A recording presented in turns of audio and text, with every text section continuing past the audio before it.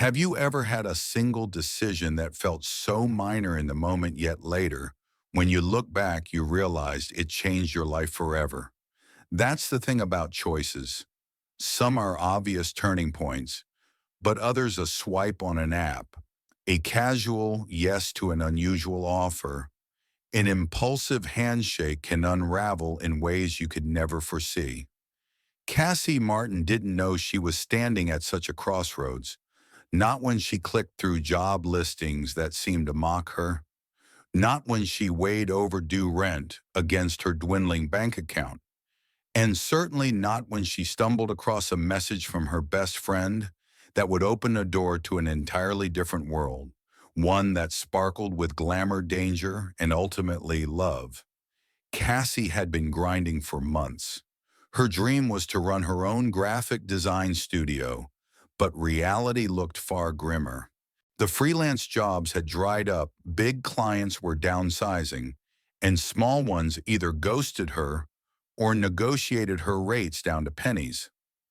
Meanwhile, her roommate Jade had lost her stable retail job, leaving them with barely enough to scrape by on Jade's meager unemployment checks. The eviction notice was a slap in the face. Not unexpected, but cruel nonetheless. 2 days. That was all they had. Cassie's gut twisted with the weight of responsibility. She was the older one, the stable one, or at least she had been until the universe conspired otherwise. I know, Cassie told Jade, her voice straining to sound calm. I'll figure something out. But as she scrolled through endless listings, her hope thinned with every refresh. No gigs, no last-minute miracle. Then Jade's phone buzzed. A friend of hers had stumbled onto a fake date service where women were hired as companions for events. No explicit services, just attending a dinner, a gala, a corporate event pretending to be someone's plus one. Cassie blinked. That sounds sketchy. Depends on the site, Jade shrugged. Erica says her friend pulled in $500 for one night just attending some charity thing. Cassie hesitated. Her pride reared up instinctively, but pride didn't pay rent, and $500 could mean the difference between keeping their home or couch surfing in strangers' apartments. She glanced at her barren inbox inside. It can't hurt to look. That night, Cassie sat with her laptop nervously typing "companion for events" into Google. The results were a mixed bag, some definitely unsavory, but one site caught her eye: Graceful Plus One. It had clean branding, clear guidelines, background check for both clients and companions, and a strict no physical contact policy. The hourly rates were eye-popping: $200 to $300 for a few hours of smiling and polite conversation. Cassie's heart pounded. Could it really be that simple? With Jade at her side, she built her profile. Tasteful headshot, stated boundaries, availability limited to evenings, no overnights, no touching beyond a handshake or polite arm-in-arm if needed.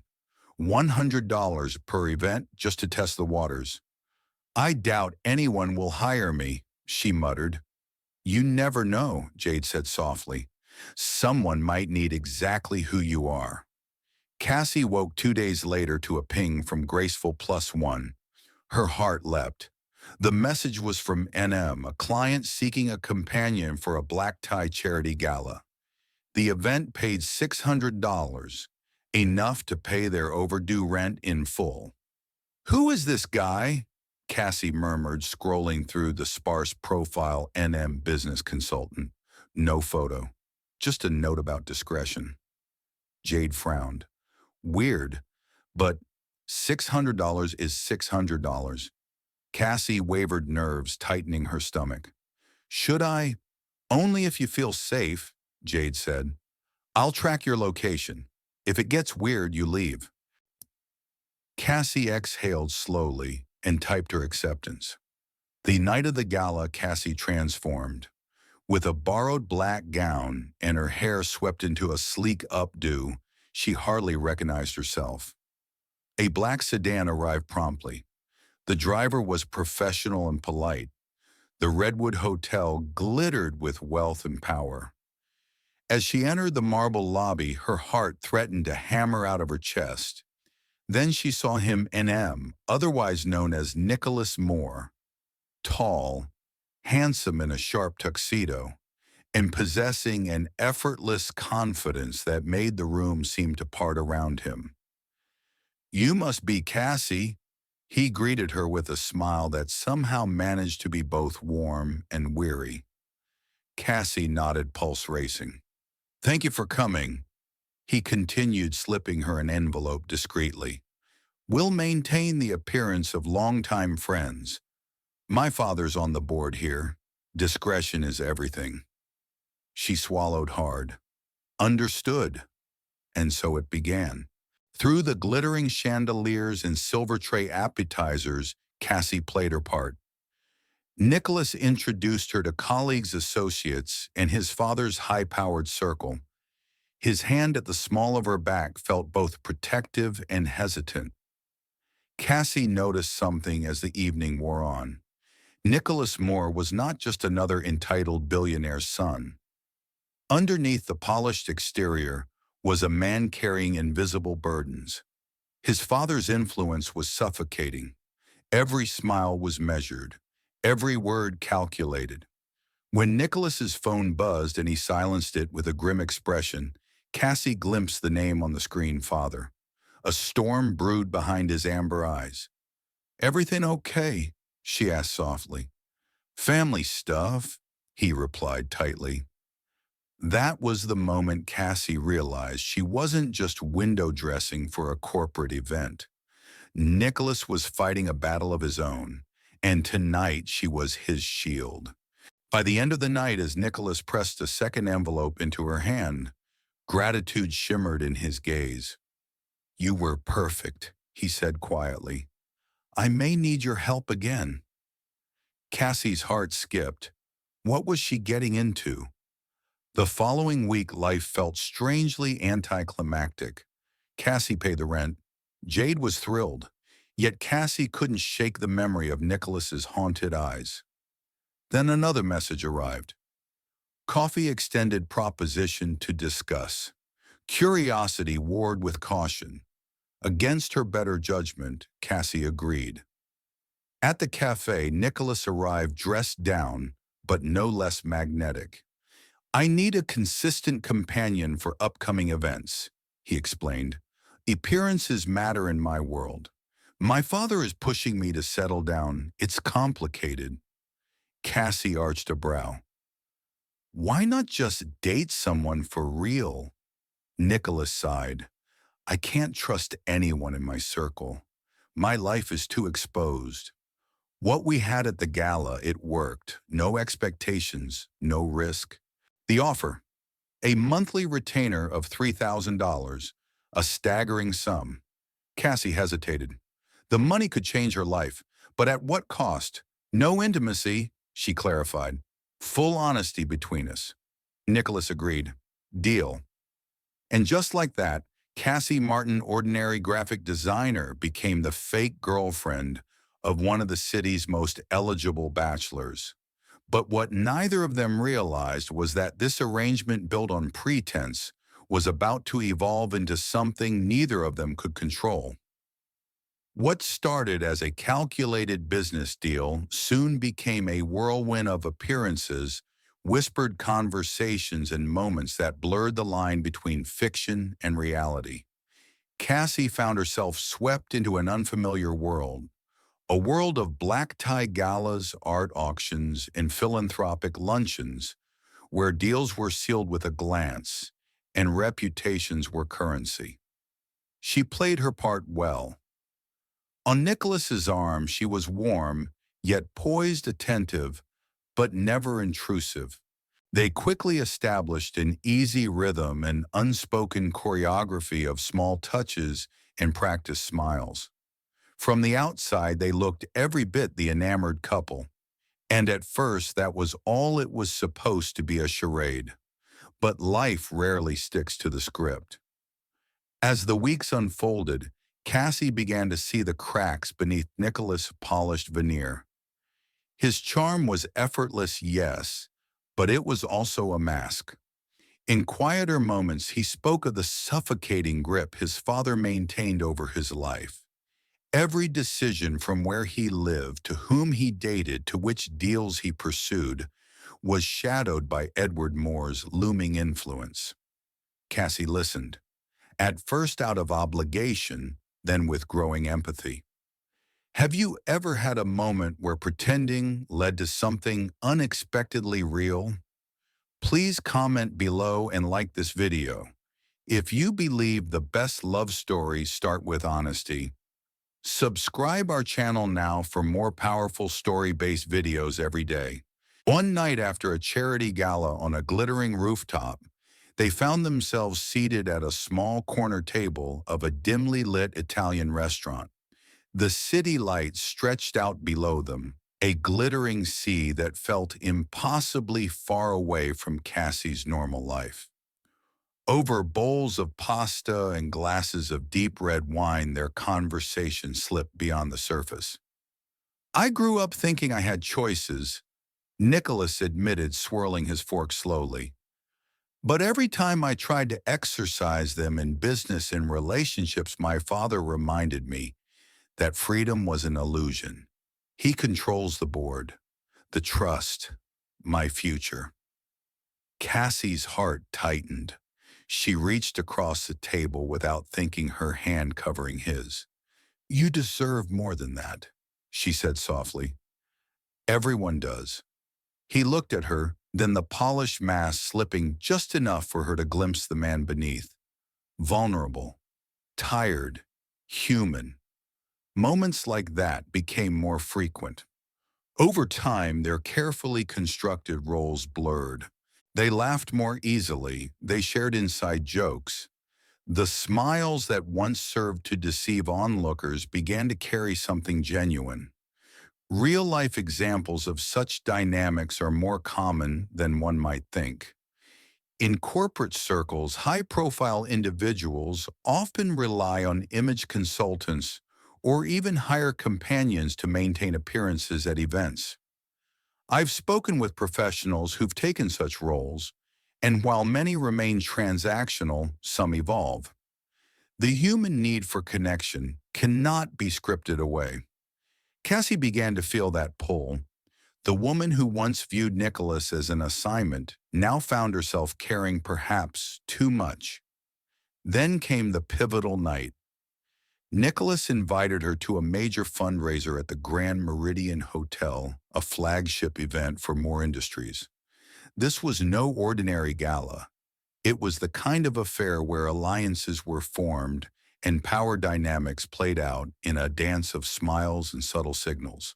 Cassie wore a silver gown that shimmered under the chandeliers, her arm looped through Nicholas as they entered. Whispers followed them, admiration, curiosity, envy. But beneath Nicholas's composed exterior, Cassie sensed something was wrong. His grip tightened on her waist. Sweat beaded at his temple. "You okay?" she whispered. "Just a headache," he muttered. Minutes later, he nearly collapsed. Cassie caught him as the room gasped. Edward Moore appeared in an instant, all cold efficiency. "Take him home," he ordered. Cassie didn't wait.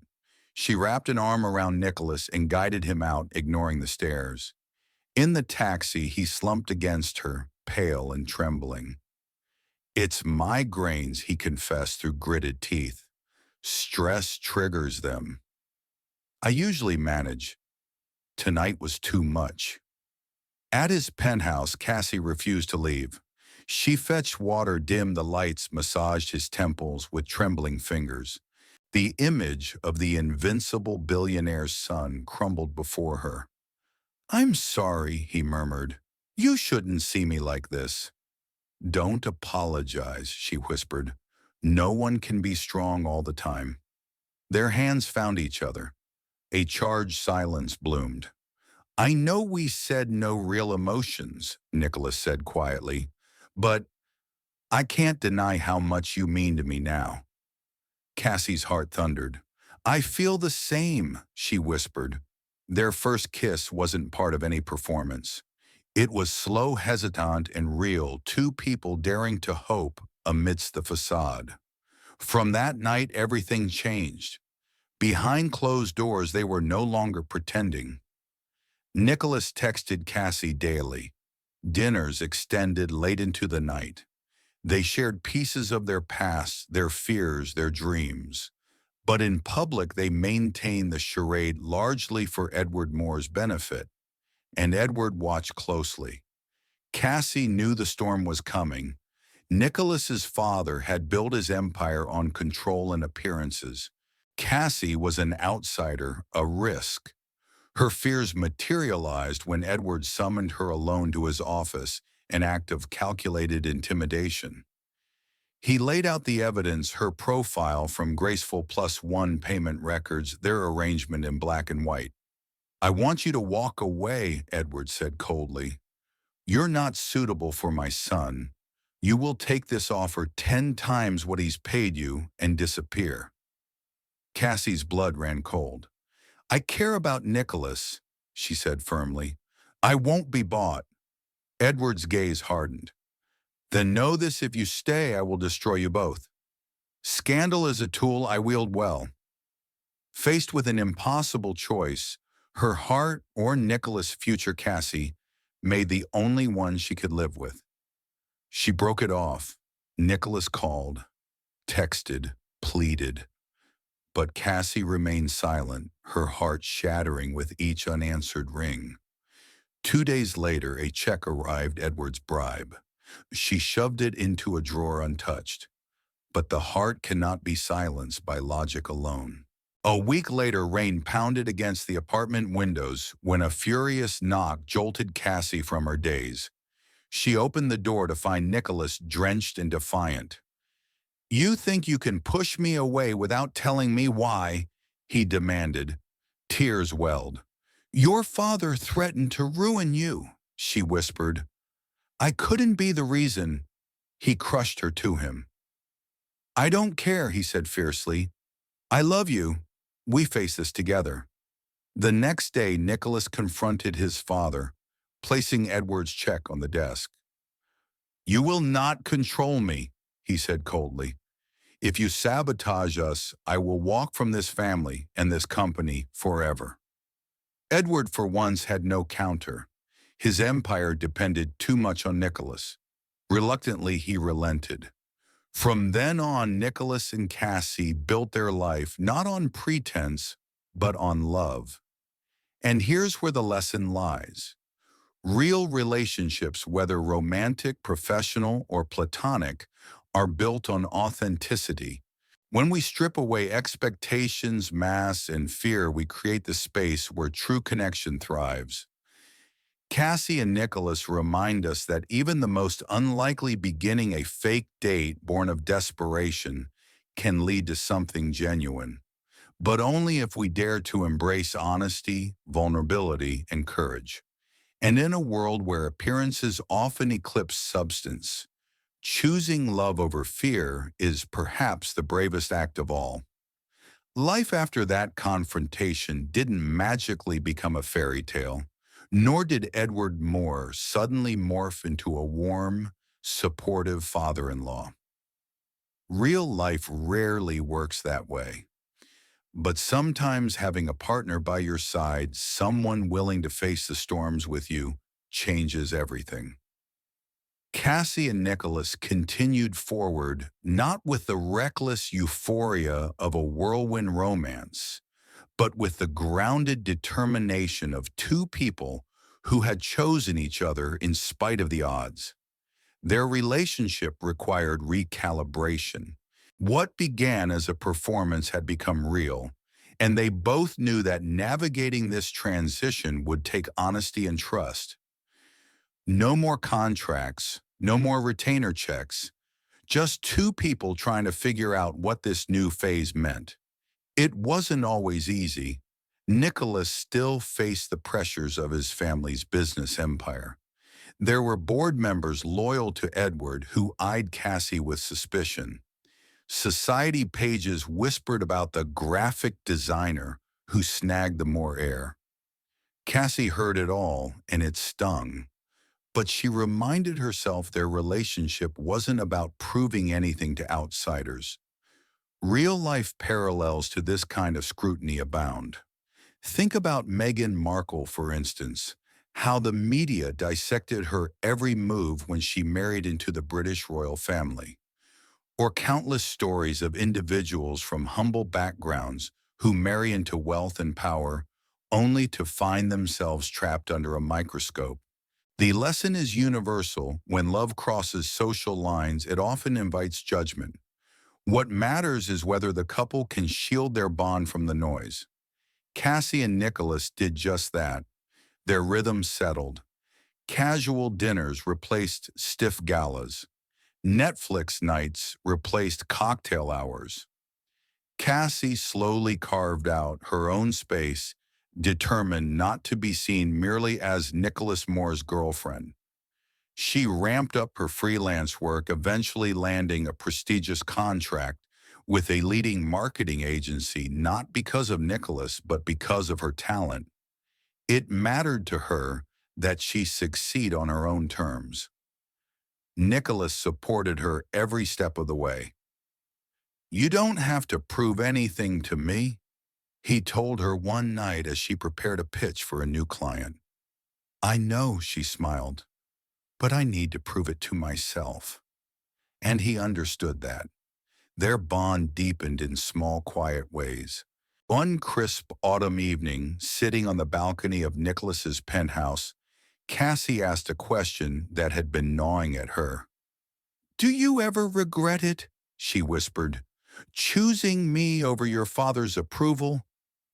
Nicholas didn't hesitate. "Not for a second," he said. "I spent so long living by his rules, trying to fit into the mold he built for me. You taught me that life is too short to live for someone else's expectations." But as they knew all too well, Edward Moore wasn't finished testing them. When he announced the upcoming anniversary gala for Moore Industries, an event teeming with media and high society elites, Nicholas didn't flinch. "We're going together," he told Cassie. "No more pretending, no more hiding."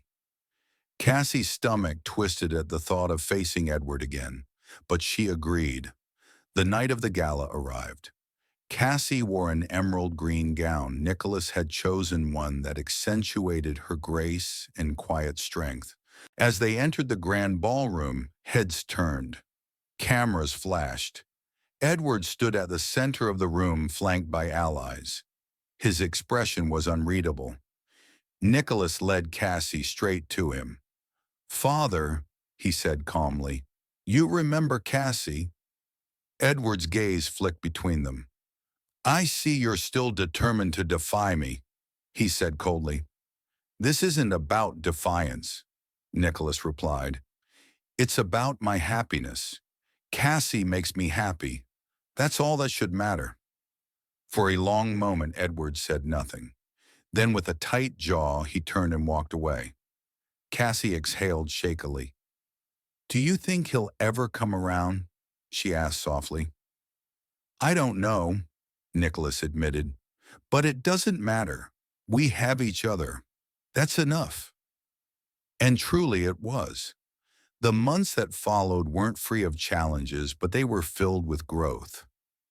Cassie and Nicholas moved into a new home, a cozy house on the city's edge, with a small studio where Cassie could focus on her design work.